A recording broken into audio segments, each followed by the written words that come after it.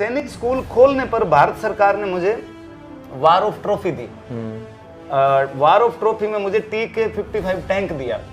तो जब उसका लेटर आया तो पुनः किरकी में उनका स्टोर है, मैं वहां लेने गया। तो सारी एंट्री कराने के बाद मुझे ये 14 टैंक खड़े हैं, तो इसमें से जो आपको अच्छा लगता है वो छांट लो। अरे वाह। अरे भाई, मेरे आंखों में पहली बार आंसू आए कि यार हमारे घरे साइकिल ही को नहीं खरीदना है। और मैं 3 साल 8 किलोमीटर पैदल गए हूँ पढ़ने। मेरे गांव 18 स्पीड में बड़ोपड़ 8 किलोमीटर में मांगता को नहीं, क्योंकि मनठा हो भी बाबू भेड़ चरा क्यों लिया देगा। नवी में आगे मैंने साइकिल 150 रुपये की ली, अभी भी मैं संभाल के रख है, ठंडा में दिखाऊंगा। तो यार के देखो भगवान की कुदरत, कभी साइकिल ही खरीदने की हिम्मत को नहीं। और आज सरकार कह के हम जो थाना बढ़िया लगे वो टैंक ले जाओ।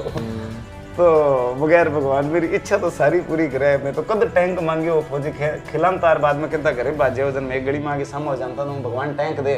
तो वो टैंक आज दे दिए, देर है भगवान के घरे, अंधेर तो कौन, अंधेर को नहीं। स्विमिंग पूल पर मैं गार्ड की नौकरी करता हूँ, तो जग दिन स्कूल में स्विमिंग पूल बने हो। भी दिन मेरा दूसरा दिन आंसू आया, मगर यार मैं कभी स्विमिंग पूल पर चौकीदार और आज भगवान मन आपको स्विमिंग पूल दे दिया। एक बार राज बब्बर साहब का फोन आया कि जी हमारे यूपी से PA के बेटे ने एग्जाम दिया है आपके स्कूल में, तो उसका एडमिशन प्रोसेस क्या होता है। मगर जी आप डिटेल भेज दो, हम मैनेजमेंट कोटे में या जो भी प्रोसेस होता है उसके हिसाब से हम करवा देंगे। अरे तो यार ख्याली तूने ये स्कूल कैसे खोल लिया। मगर जी मेरी इच्छा ही कि एक दिन राज बब्बर मन फोन करके सिफारिश कराएगा हमारे बच्चा को एडमिशन कराओ। ये कदर। तो कई बार क्या है भाई साहब, परमात्मा खुद ही घुमा के जहाँ लेके आती है ना, वहाँ बड़े इज्जत के साथ मुझे लेके आई। तो एक मन गंगानगर बुलाया का एक रिजॉर्ट को उद्घाटन करना है। तो मैं तो कलाकार होने के नाते जबकि मेरी फीस सीबा ले ली, मैं आगे गंगानगर उद्घाटन करियो जन मैं 2000 लोग माने में आधा घंटा आया। फिर भाई ऑर्गेनाइजर कह जी हमारे अठे स्विमिंग पूल है, चलो थाने दिखाड़ा।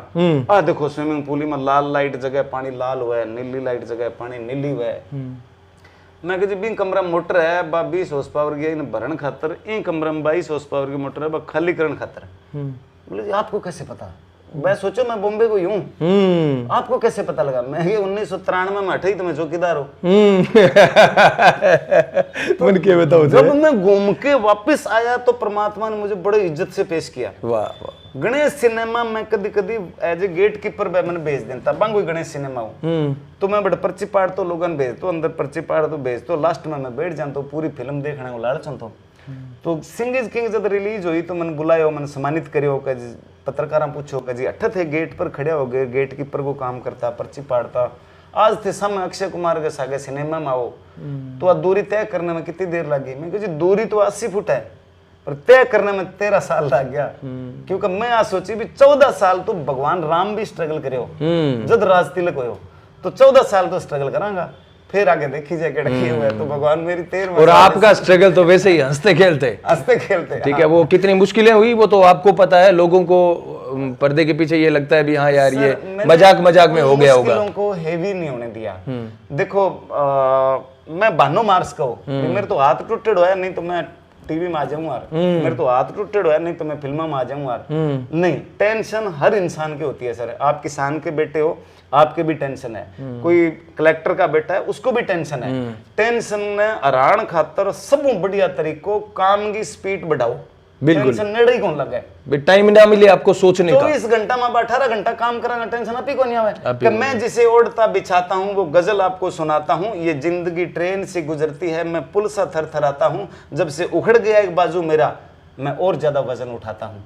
जब से उखड़ गया बाजू मेरा, मैं और ज्यादा वजन उठाता हूँ। वाह ज्ञानी भाई। तो गांव में आने के पीछे मेरा मकसद ही यही था कि मेरी कर्म भूमि जन्म भूमि मेरा यहाँ आना जाना बना रहे। असली पहचान मेरी यही है कि मैं यहाँ का हूँ। और बाकी तो है मेरी कर्म भूमि, मैं कर्म करता हूँ अपने। बॉम्बे भी अपना घर है, वहाँ भी अपना ऑफिस है।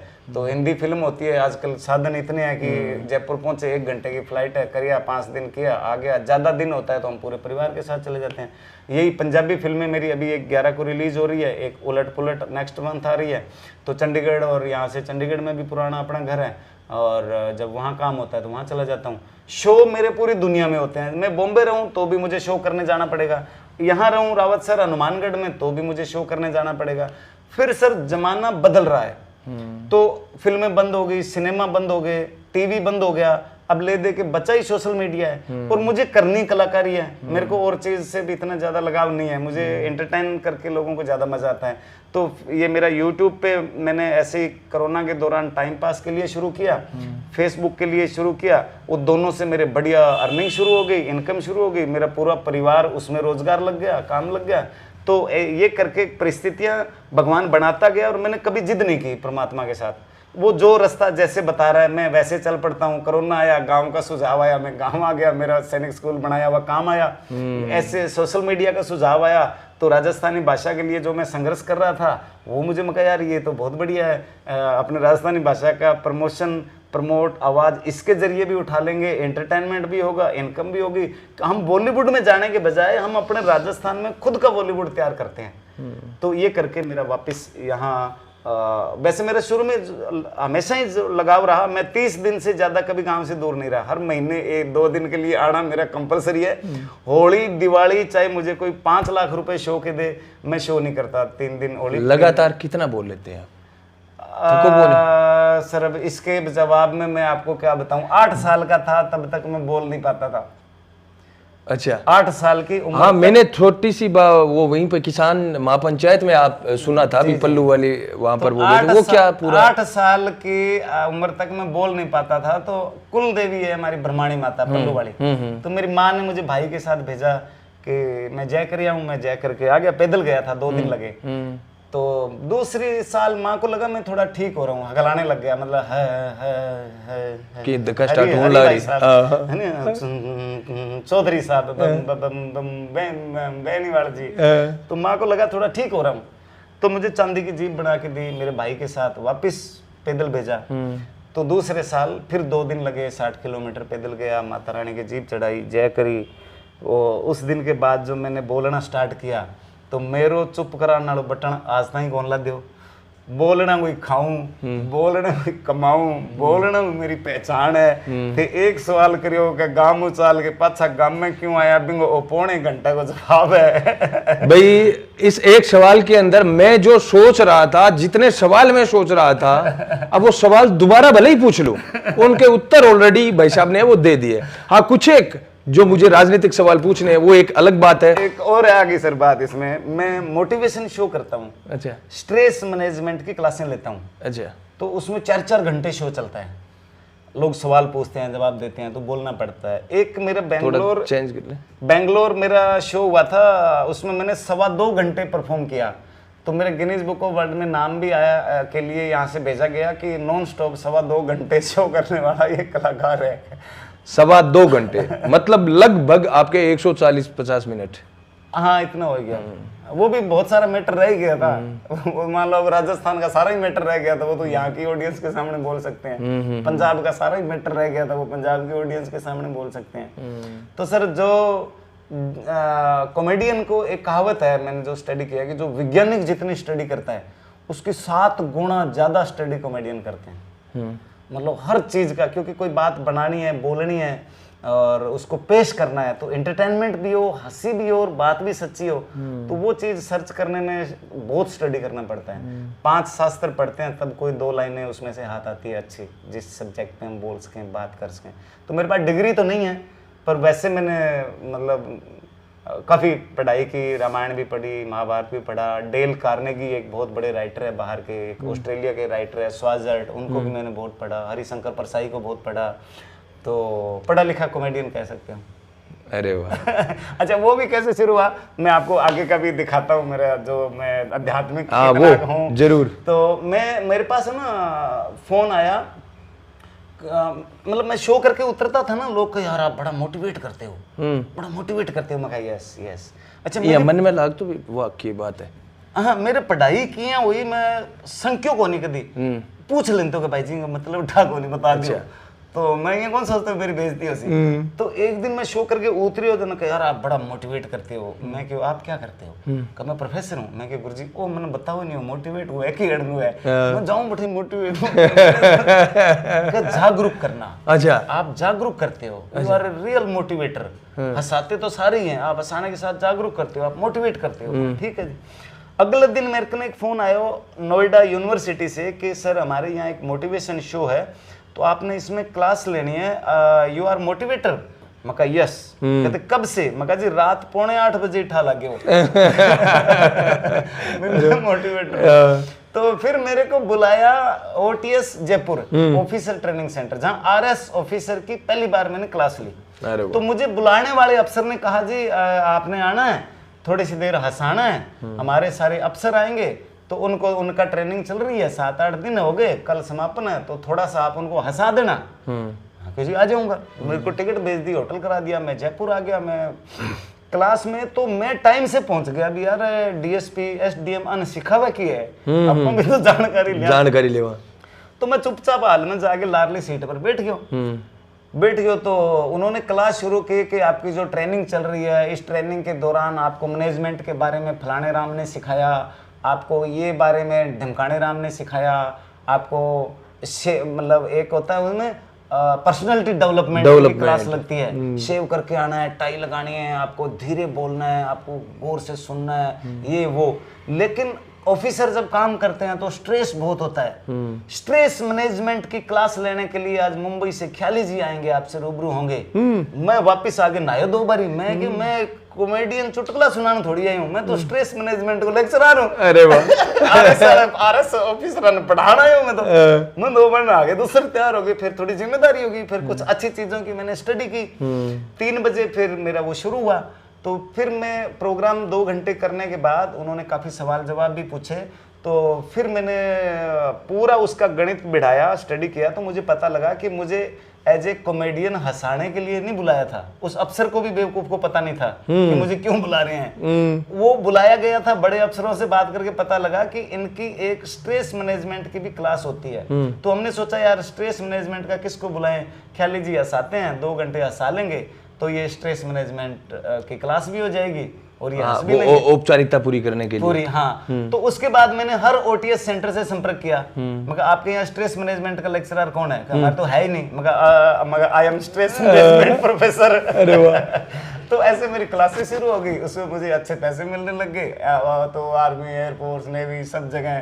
तो मैं कब प्रोफेसर बन गया, कब एजुकेशन में आ गया, कब यूट्यूब पे आ गया, खुद को ही नहीं पता। बस वो गीता में ना कर्म करते जाओ, फल की चिंता मत करो। तो मैं तो अपने कर्म करता गया हरि भाई, और फल अपने आप मिलता गया। और उस फल से मैं खुशी सुख हूँ भाई। मुझे नहीं लग रहा है कि हिंदुस्तान में क्या वर्ल्ड में मेरे से ज्यादा कोई सुखी आदमी होगा कि मुझे बिना मांगे सब कुछ मिलता जा रहा है। किसान के परिवार में जन्म लिया, इस बात की भी मुझे बहुत बड़ी खुशी है।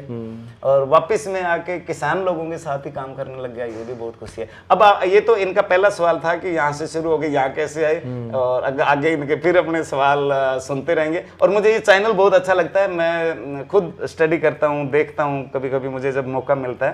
तो आप भी शेयर करें, इसको लोगों तक पहुंचाएं, इनकी सारी बातें, किसानी की बातें, किसानों के बच्चों की बातें, ताकि हरि भाई को भी हौसला मिले, ताकि ये जिस मिशन पे चले। इनको कोई तनख्वाह नहीं मिलती, ये अपनी तरफ से किसानों की सेवा कर रहे हैं। तो ऐसे भाइयों को भी हौसला हम लोग ही दे सकते हैं। आओ मैं आपको दिखाता हूँ पीछे का फार्म। आओ भाई, ठीक, आओ भाई साहब। तो शाली भाई साहब खूब गुदगुदाए आपके साथ, हंसाया आपने। आज पहली बार वास्तव में किसी आदमी के साथ, शख्स के साथ जब कुछ सवाल पूछ रहा था तो मुझे बोलने की जरूरत नहीं पड़ रही थी, ना मुझे कुछ समझने की जरूरत पड़ रही थी, ना मुझे सोचने की जरूरत पड़ रही थी। मैंने पहली शर्त ये रखी कि मुझे MLA नहीं बनना, ठीक, मुझे MP नहीं बनना। आज राजस्थान में 200 MLA सब जानते हैं मेरे को, सब। मैं कई तो ऐसे हैं जो मिलके मेरे साथ फोटो खिंचा चुके हैं, मेरे साथ ऑटोग्राफ ले चुके हैं। जब सरकार संकट में थी तो मेरे को बुलाया, 3 दिन मेरा वहाँ शो भी करवाया। तो मन ये लगे जाना वो हमारे कोई पीर आयो है, मैं तो सारा गले ला के मिलता।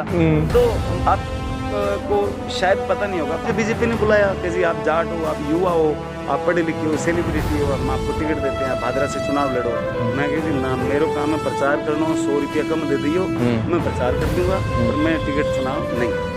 तो उसके 5-4 दिन बाद मेरे को गहलोत साहब ने बुला लिया। ऐसे जी आप युवा खिलाड़ी हो, आपको मौका मिल रहा है, आप जैसे युवा नहीं आए राजनीति में, कौन आए? तो सेशन को खत्म करना है, सेशन को खत्म करना है, सेशन आना चाहिए, आप टिकट लो, हम आपको जारी कराते हैं। मैं कि बाबा जी मैं तुम नहीं कौन करूँ जानू के मैं रोज गाँव थे सारा, कोई मूड को नहीं मेरा। यूरियम गट्टो 2000 को पड़न लग रही, बोले आप बोतल खरीदनी उसी सगे, वो थाने बीज खरीदना उसी सगे, जज जाके देंगा। अब मर तो किसान के करे, इनको की समाधान सर होना बाकी सर आप इस चैनल को ज़्यादातर किसान और किसानों के बेटे देखते हैं। मैं सभी किसानों से ये निवेदन करूंगा कि खेती बाड़ी को उत्तम बताया है, सबसे उत्तम खेती है ना। इससे बड़ा कोई दुनिया का धंधा बिजनेस कर्म नहीं है खेती से बढ़ के। तो आप चाहे नौकरी करें, फौज में जाएं, देश की सेवा करें, मास्टर बने, लेकिन साथ साथ आप खेती बाड़ी का ज्ञान जरूर रखें, ताकि जो हमारे परिवार के लोग बाकी खेती बाड़ी कर रहे हैं उनको हम अच्छे से बता सकें, नई स्कीमें बता सकें। जिन्होंने MA BA कर लिया, PhD कर ली, नंबर कम है, नौकरी नहीं मिली, तो वो किसान के बेटों को भी उदास निराश होने की जरूरत नहीं है कि यार मैं तो BA करे रहा, MA करे रहा, कस्सी चक्के पानी कियाँ लगावा, स्प्रे कियाँ करा। तो भैया MA करेड़ा किन्नू लगा लगा के करोड़पति बन गया, MA करेड़ा खजूर का पौधा लगा लगा के करोड़पति बन गया। कोई नरमे पर कणक पर आधारित रहना जरूरी को नहीं। थार ली MA ने काम लियो और खेती बाड़ी की जगह नई नई योजना, नई नई स्कीमा आने लग रही है। बन आगे ले आगे खेती ने आगे बढ़ाओगा तो देश आगे बढ़ेगा। कोरोना के दौरान सब चीज़ें रुक गई, एक खेती ही जगह हिंदुस्तान ने बचा के रखो। तो सारे किसान भाइयों ने, किसान पुत्रा ने मेरी तरफ नमस्कार। हरीश जी ने खास करके नमस्कार। आज मेरे घर पधारिया, मन बहुत खुशी हुई। और बात तो यहाँ स्वांत करा दी, आधा 1 घंटा की बात करांगे, फिर किसानों की बात लुगाइयाँ होगी। मेरी रिकॉर्डिंग है, मैंने अडिकन लाग रहा है। सब बहुत बहुत धन्यवाद सर। बहुत बहुत धन्यवाद भाई साहब।